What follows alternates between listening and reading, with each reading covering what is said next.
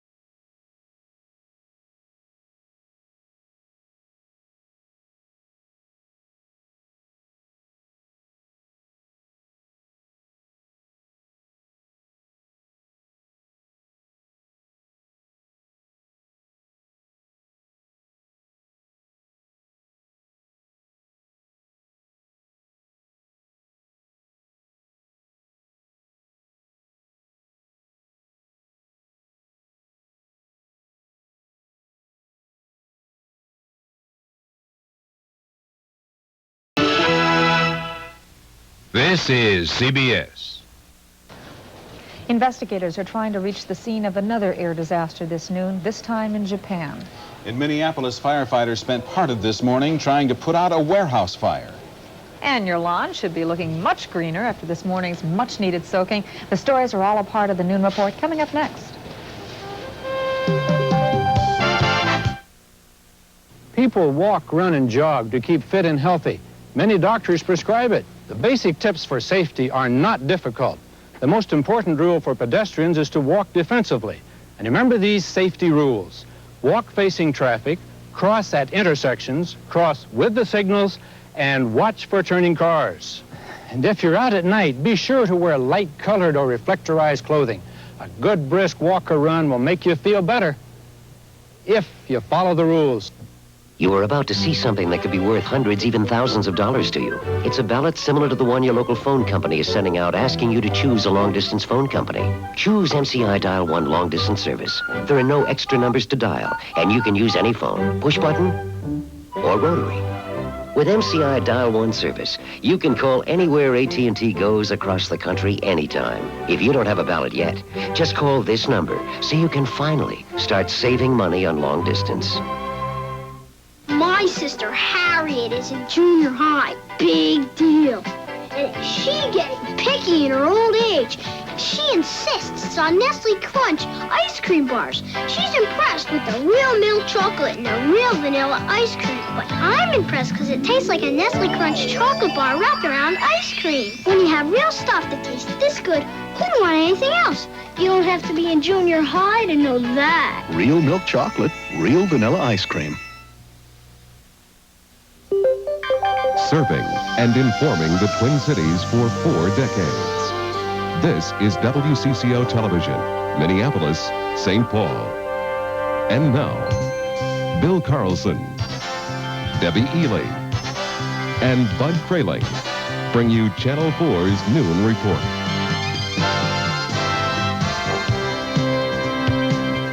Good afternoon, everyone. This morning's crash of a 747 in Japan could be the worst single-plane crash in history. Bill, there were 524 people aboard the Japan Airlines jet when it went down in rugged mountainous territory. The plane took off this morning from Tokyo's airport, bound for Japan's second-largest city, Osaka. 40 minutes later, the pilot radioed that there was a problem with the door, and he was going to try for an emergency landing at a U.S. Air Force base. That was the last word from the plane. But witnesses near the town of Nagano reported hearing a loud crash and seeing a mushroom cloud rising from the ground. Because of the remote location of the crash site, rescue teams are having trouble getting there to see if there are any survivors. An airline spokesman says 12 of the passengers were infants, not listed on the manifest. 21 people on the passenger list have Western names, but it is not known if any Americans are among them. 2 western Arizona towns have been evacuated after a freight train derailed this morning, triggering explosions and fire. The train was hauling several volatile chemicals, including cyanide and sulfuric acid. The derailment happened 25 miles northeast of Kingman. No injuries are reported. Bill? In Minneapolis this morning, firefighters were called to a 5-story warehouse on Washington Avenue. When they arrived, they found fire burning behind a locked steel door on the 4th floor. It was about half an hour before the flames were brought under control. Traffic on Washington Avenue had to be rerouted. It's still not known how the fire got started, but an arson squad is investigating. Should your tax dollars be spent to provide malpractice insurance for doctors? That's a question before an administrative law judge at the state capitol this noon. Nurse midwives, psychiatrists, psychologists, and some doctors are asking for help. Insurance companies are dropping them, saying they're too great a risk. Now the state is being asked to step in. We feel as though we have exhausted the private sector, and so that is the reason that we are encouraging our members in those states where a joint underwriting authority is available to try and obtain insurance through that route. And so I certainly, on behalf of the National Association of the American College of Nurse Midwives, urge Minnesota to implement its joint underwriting association. The judge will make a recommendation within 60 days on whether the state should provide malpractice insurance. Debbie? In St. Paul this noon, the commission investigating Scott County Prosecutor Kathleen Morris continues its work. Mike Strand is live at the state office building to tell us what's been happening. Hi, Mike. Hi, Debbie. That's right. One of the legal guardians of the children involved in these Scott County sex abuse cases today attacked the court procedures used to interrogate child witnesses during last summer's trial of Robert and Lois Bentz. Diane Johnson, who is a county social worker and attorney, told the commission she objected to the manner in which victims were badgered, that was her word, by defense attorneys during cross-examination in that case. Johnson says several children became physically and emotionally upset from the experience after their appearance on the witness stand. She claims defense attorneys tried to destroy the children as well as their credibility. Johnson called it an incredibly difficult experience for all concerned. So far, there have been no clear-cut findings in this particular set of hearings, which have now entered their second full week today. We have more to bring you up to date on what's happened so far. As it's been from the start, the picture of Kathleen Morris remains mixed. But after the first full week of testimony, the major arguments over her conduct as Scott County attorney are these: the truthfulness of kids' reports about murder and mutilation in Jordan, and whether authorities had the investigation of great magnitude that Morris claimed. As of October 15, 1984, in your opinion, was this an investigation of great magnitude within your department? The investigation of the child... Of the murder and mutilation allegations? In my opinion, no. The police notes containing wild and sometimes inconsistent stories about alleged homicides. 3 questions here. Did the notes contain crucial information that might have discredited Morris's sex abuse cases? Was such information purposely deleted from official reports? And were they knowingly withheld from defense attorneys in the Bentz case to hide perceived flaws? In addition, did Morris mislead Judge Martin Mansour by not telling him child witnesses were being housed in a hotel for their safety? My assessment was that the children were involved in some type of sexual contact, but that the state just didn't meet its burden beyond proof beyond a reasonable doubt.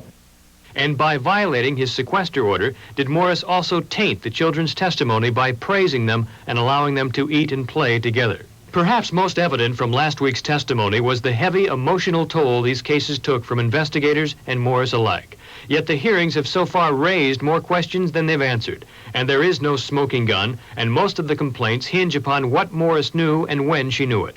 Nothing in the charges against her seem clear-cut, and perhaps only Morris will be able to erase the many gray areas when she takes the witness stand herself sometime this week. So far, we've been told by defense attorneys that Kathleen Morris probably will not testify until Tuesday, possibly Wednesday of this week. We've had some testimony this morning, and it will continue this afternoon with one of the broadcast journalists who was involved in the Jordan sex abuse cases from the beginning. They are now, in fact, we're told, setting up for a videotape display of one of the key stories involved in that case. Back to you, Debbie. All right, Mike. Thank you very much. Bill? After a beautiful weekend, the Twin Cities got a much-needed soaking this morning. Rush hour commuters fought their way through sometimes very heavy driving rain.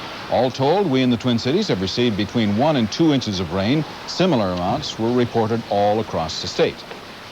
And Bud Kraehling comes back and joins us after 2 beautiful weeks of vacation, huh?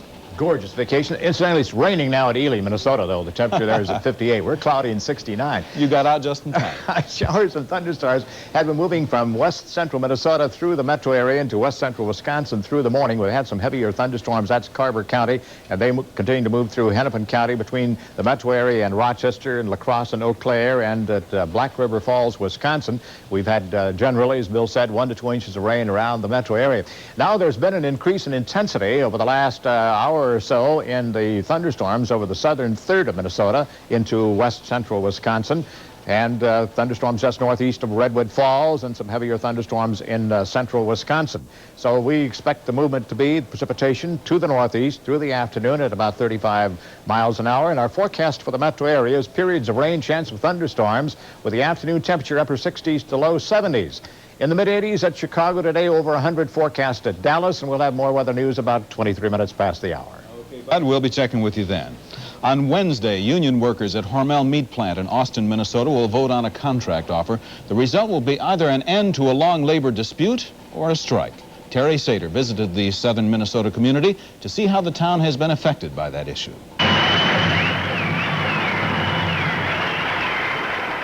Whatever is being communicated on the streets of Austin, the message at Grace Lutheran Church is one of unity.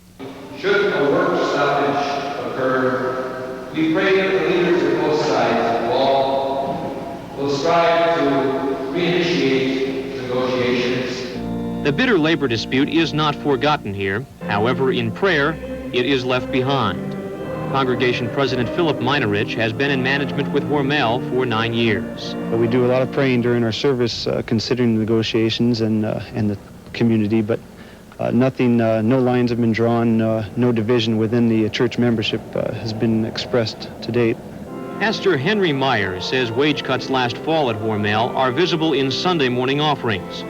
Union worker Brad Clifford says if a strike hits, things will get worse. Well, we'll be in the same boat as a lot of other people. We're just going to have to tighten our belt, and not only at home, but possibly here at the congregation, because it could affect the amount of offering that is taken in to pay our bills and meet our obligations. And we just have to, everything's going to have to wait and see. It goes on a day-by-day basis. Clifford and others here continue praying for an end to the quarrel. They also pray the church will continue to be a refuge for both labor and management at Hormel. For now, they hope and wait. With photographer Brad Early, Terry Sater, WCCO Television News, Austin. When we come back, we'll have health updates on President Reagan, William Schrader, and the 130 people injured in West Virginia yesterday during a leak at a chemical plant. Stay with us.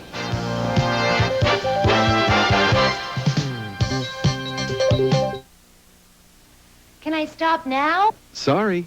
You could scrub all day with any of these ordinary cleaners and still never get the kind of clean you do with Lysol deodorizing cleaner. Lysol cleaner? Look, Lysol not only cleans the greasiest dirt, it takes cleaning one step further. Lysol cleaner disinfects as it cleans.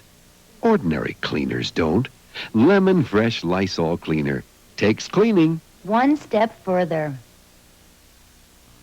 Water Bedroom Man here to tell you that for a limited time only, we're offering your choice of 6 complete water beds with values up to $500 for only $299. Stop into the Water Bedroom today and choose from any one of these beautiful water beds. They're all priced at just $299. With values up to $500, now's the time to buy. At the Water Bedroom, it's your choice for just $299. Convenient financing terms are available. Buy to the Water Bedroom Superstores for the area's greatest values. Bloomington, Crystal, Roseville, and Findlay.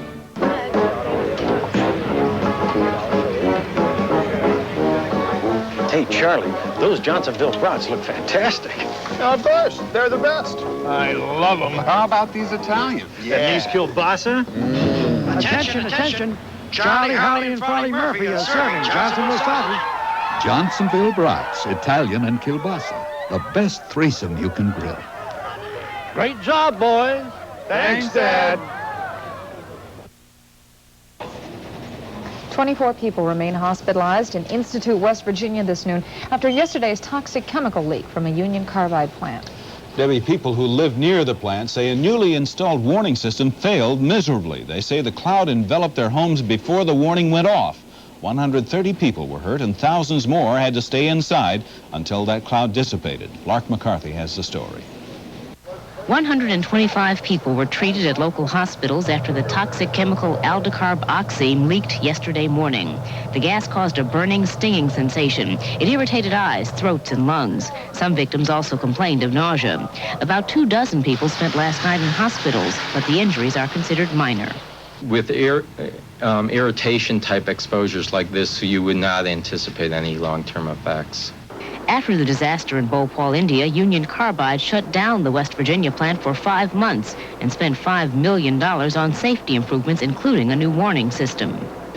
We did alert the Institute community to go on standby, and we assured them the best thing to do is stay indoors, listen to the radio, and stay calm. And to our knowledge, there was never any danger to the community. But there are reports that despite the new warning system, some residents were already affected by the leaking gas before they heard emergency horns. And despite official reassurances, some people are still worried. You're scared. You're frightened. You're afraid of the unknown. Some residents say they wish the plant would close. I know that it means jobs for people, I really do. So, but I know that a life is more important than a job.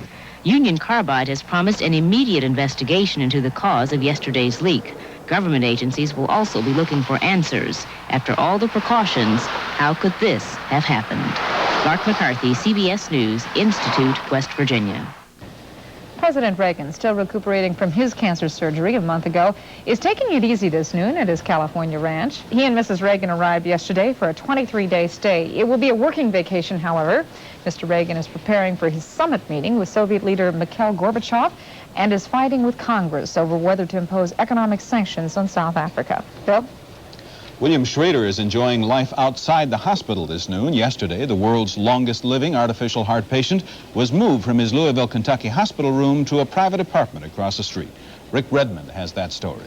Schrader's release marks the second major milestone in his recovery in a week. Last Sunday, Schrader made the 170-mile round trip to his hometown of Jasper, Indiana. Schrader appeared tired but alert as family members loaded him onto the Spirit of Jasper van for the short ride across the street.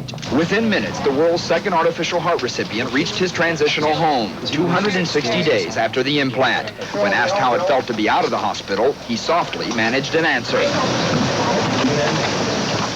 Grandchildren and other family members were there to greet him. Who's that? Grandpa! Schrader waved to reporters before going inside. There, he fed his newest grandson for the first time as other grandchildren gathered round. Schrader lived in this apartment for a month this spring before suffering a second stroke that sent him back to the hospital. The building is owned by Humana and is specially equipped for the artificial heart equipment.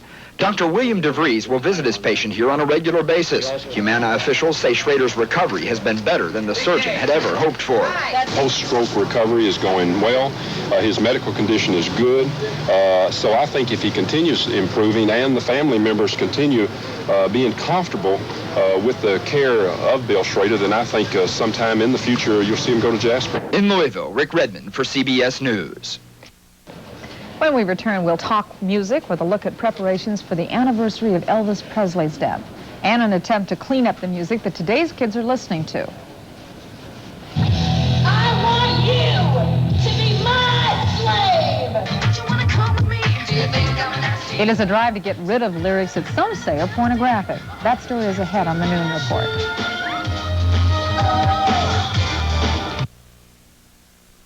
In the world of broadcasting, few local television stations have won more Peabodys than WCCO Television.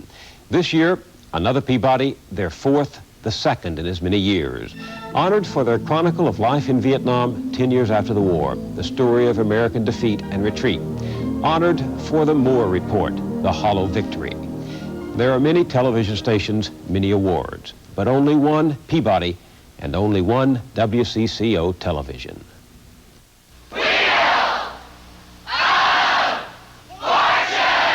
I'm Pat Sajak. Wheel of Fortune is America's favorite game show. Oh, yeah. I'm happy. Sounds like fun to me. Hey, I'd call that a good start. I hope there's a T as in Tony. Tell me more. Come and get it. It's America's #1 game show. It's Wheel of Fortune, right here. The Wheel of Fortune, tonight at 6:30.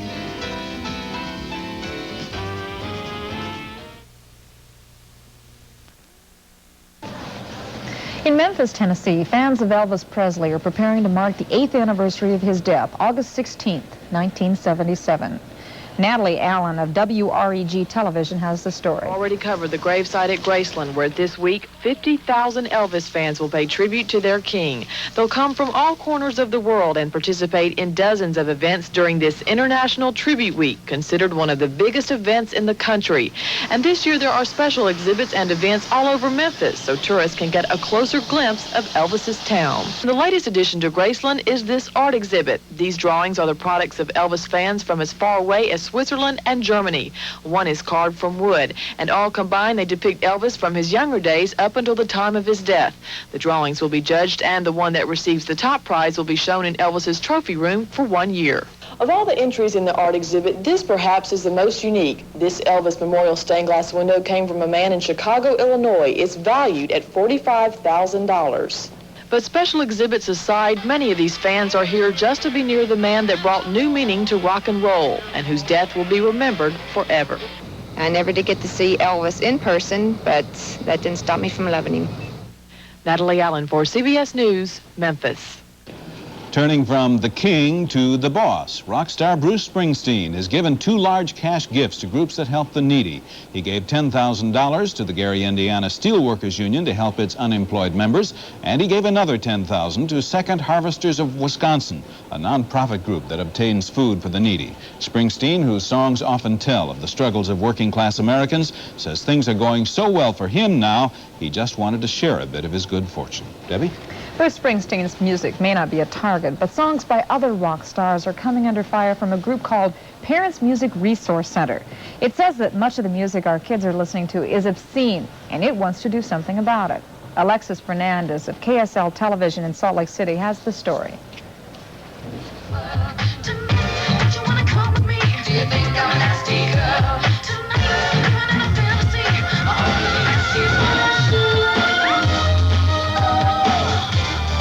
It's music the average teenager and sometimes pre-teenager listens to for an average of 4 to 6 hours a day.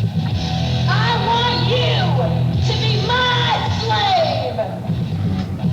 slave. But some parent groups say a lot of this is hardly appropriate for younger children. Prince's album Purple Rain sold 9 million copies, and the topic is masturbation, and it's just a subject that's not appropriate for certain age groups. Susan Baker, wife of Treasury Secretary James Baker, and Mary Elizabeth Gore, wife of Tennessee Senator Albert Gore, have founded the Parents Music Resource Center. The purpose of the group is to get parents more involved in what their children are listening to.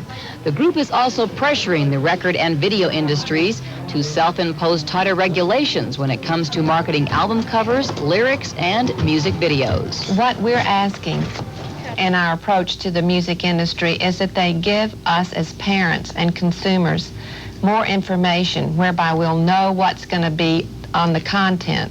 So the Parents Music Resource Center is asking that record companies print lyrics on the album cover so parents will know what their children are listening to. They also want the albums rated, like this comedy album.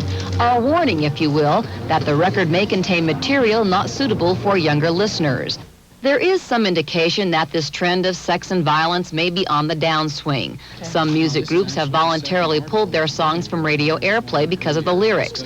The Parents Music Resource Center says that's the kind of cooperation they'd like to see from the music industry as a whole. For concerned parents, there is an encouraging note from industry officials. Musicians have exposed us to just about everything, they say, and it can't get much worse. Whoa! How about that for rock video music fans? This is Alexis Fernandez reporting.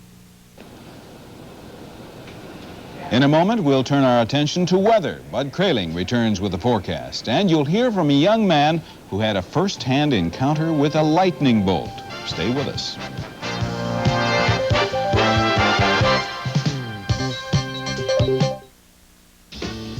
Hi, I'm Bob Eubanks. You never know what those unpredictable newlyweds will say next. She said your neighborhood has more uphills. How you know where we live?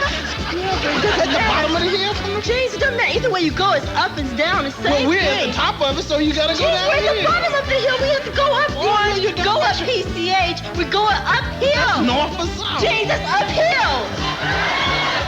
The Newlywed Game, weekdays at 3 on Channel 4.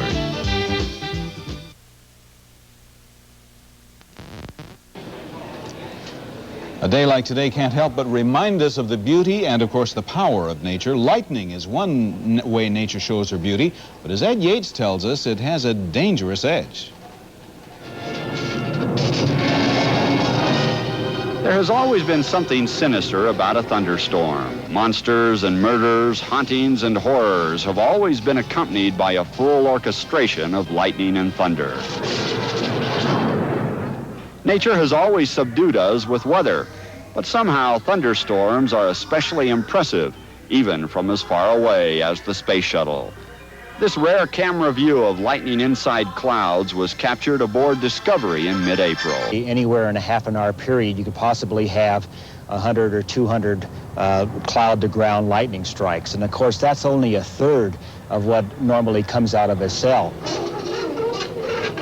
But the numbers sometimes are much higher. The National Weather Service now monitors air-to-ground strikes with special equipment. Data is fed into computers, and the Weather Service can document classic storms.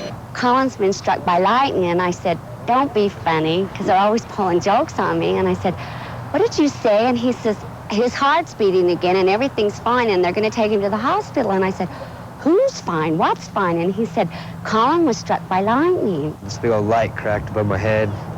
The next thing I knew, I was on the ground just laying there. And he was not the only victim. One boy on this playing field suffered a perforated eardrum and other flash burns across the eyes. Lightning simply is no respecter of people or places. Well, lightning is basically unforgiving. In other words, if one was to get a direct strike with a lightning bolt, chances are you probably wouldn't make it. My first reaction was, of course, I was very bitter. And I wished that there was a way I could repay it back, you know, for doing such an awful thing to my son. But yes, I have a new respect for lightning. What I used to think was beautiful and gorgeous, now I pull my kids in. This is Ed Yates reporting. You know, but I was reading someplace, lightning is the most dangerous natural phenomenon. It kills more people than any other natural phenomenon. We had one good thunderstorm up at Ely last Thursday morning. Lots of crackerjack lightning around. It's kind of pretty. The blueberry crop a little on the thin side, but we had a lot of raspberries. I brought you back this photo of this dish of raspberries. You didn't bring us back any, though. Enjoy the photo. Cloudy in the metro area. Temperature now is at 69 degrees with 78% humidity. The dew point at 62 degrees. Winds from the southeast at 17 miles an hour. Pressure's 2970. Pressure steady, so it's officially cloudy at the airport station. Temperature at 69. Most recently, thunderstorms have moved into the southwestern part of Minnesota, right in there over the last hour. Thunderstorms at Redwood Falls. Thunderstorms continue in central Wisconsin, and there's been an increase in intensity of scattered showers and thunderstorms and locally heavy rain over the southern third of Minnesota over the last hour and extending into west central Wisconsin. We expect precipitation to continue to move to the northeast at about 35 miles an hour through the afternoon. But showers and thunderstorms in the upper Mississippi Valley also scattered from western Texas along the Gulf to the Florida Keys. There was storm damage at Vermilion, South Dakota this morning, where the temperature was in the 70s and winds up to 70 miles an hour.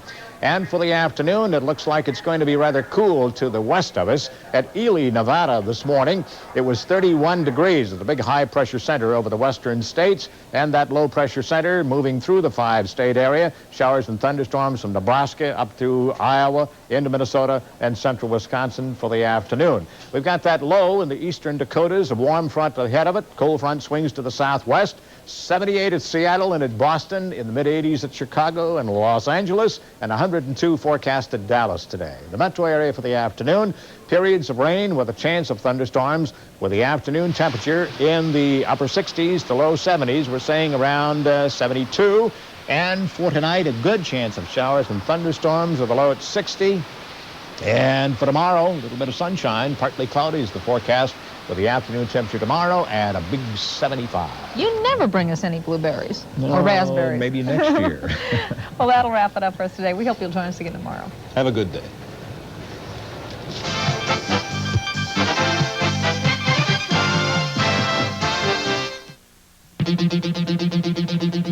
Channel 4 asked viewers to write us about the need to curb acid rain. With an editorial reply, Joseph Wolf of NSP. In his recent editorial, Ron Handberg used a broad brush to paint all utilities as unconcerned about acid rain.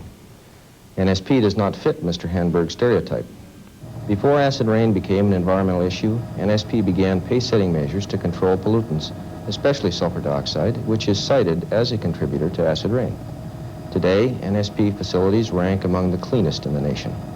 Since 1970, NSP has doubled its electric generation while reducing sulfur dioxide emissions by about 70%. We did this by investing more than $300 million in state-of-the-art pollution control equipment at both new and existing coal plants, by switching primarily to low-sulfur Western coal, and by adding nuclear generating plants which produce no sulfur dioxide at all. The acid rain problem transcends state boundaries and needs a federal solution. Minnesota's Pollution Control Agency estimates 70 to 90% of this state's sulfur deposition comes from outside Minnesota's borders.